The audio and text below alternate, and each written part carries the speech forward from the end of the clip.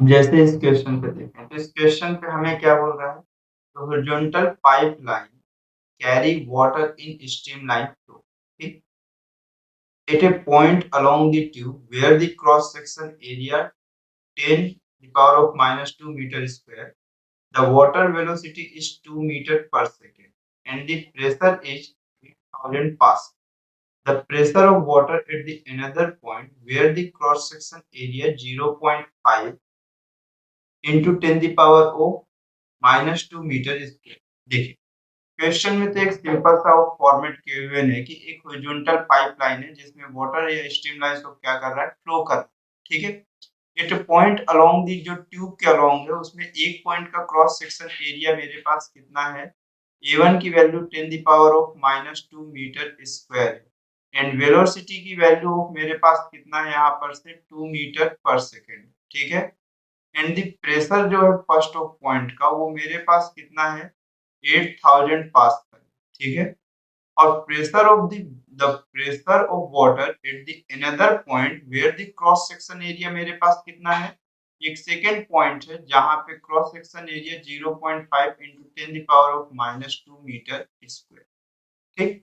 ऐसे दो अलग अलग पॉइंट है और मेरे पास यहाँ पे वेलोसिटी ऑफ गिवन है, प्रेशर गिवन है, A2 ऑफ गिवन है, यहाँ पर के लिए वेलोसिटी ऑफ काउंटिंग करना, ठीक। अब इस पॉइंट के लिए प्रेशर ऑफ कितना होगा, सबसे इंपॉर्टेंट चीज ये है। तो देखिए अगर आप प्रेशर ऑफ फर्स्ट पॉइंट के लिए लिखोगे तो P1 तो आपको मालूम है, प्लस हो मेरे पास हाइट तो सभी जगह सेम है बट वेलोसिटी हर पॉइंट पे कैसी है, डिफरेंट डिफरेंट है।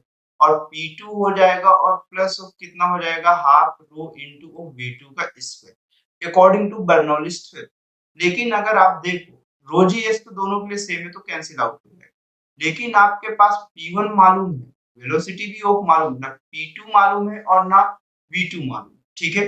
ये दोनों चीजें हम क्या करते हुए चले, फाइंड करते हुए चलते, ठीक है। तो यहाँ पर से तो हमें निकल जाएगा। अब ये तो हमें मालूम है कि जहाँ पे वेलोसिटी मतलब एरिया कम होगी वहां वेलोसिटी बढ़ जाएगी और वेलोसिटी बढ़ेगा तो प्रेशर क्या हो जाएगा, डिक्रीज हो जाएगा। लेकिन अगर मुझे वैल्यू पूछ लिया तब तो मुझे कैलकुलेट करना पड़ेगा, ठीक। तो अगर देखिए तो मुझे मालूम है इक्वेशन ऑफ कंटिन्यूटी से a1 into v1 is equal to a2 into कितना होता है, v2 होता है। a1 की वैल्यू 10 द पावर ऑफ -2 और वेलोसिटी की वैल्यू ऑफ 2 हो जाएगा। a2 की value 0.5 into 10 the power of -2 और वेलोसिटी ऑफ v2 की वैल्यू हमें फाइंड करनी है। देखिए 10 द पावर ऑफ -2 और 10 the power of -2 cancel, v2 की जो वैल्यू आएगी वो 4 मीटर पर सेकंड, ठीक है। तो जो V2 की वैल्यू आएगी वो 4 मीटर पर सेकंड आएगी। P1 की वैल्यू अब इस इक्वेशन में वैल्यू बस पुट करते हैं, तो जहां पर P1 की जो वैल्यू हमने रखी हुई है P1 की जो वैल्यू है वो कितनी है हमारे पास, 8000 प्लस हाफ डेंसिटी ऑफ हमारे पास कितनी है वाटर की, 10 दी पावर ऑफ 3 है, वाटर फ्लो की बात कर रहा है।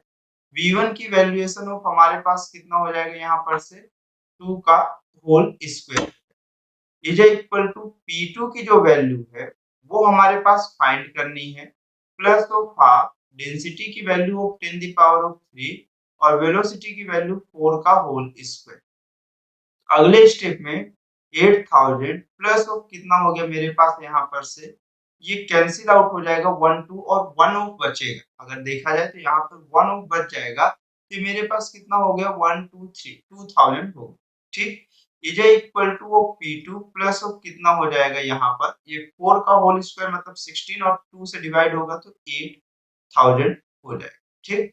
अब 8000 8000 कैंसिल आउट हो जाएगा तो सिंपल ऑफ जो प्रेशर है वो कितना हो जाएगा 2000 पास्कल का प्रेशर हो जाएगा। तो जो ऑप्शन करेक्ट होगा वो कौन सा हो जाएगा, सी हो जाएगा। 56 55 का जो ऑप्शन होगा वो कौन सा करेक्ट होगा, सी हो जाएगा, ठीक है।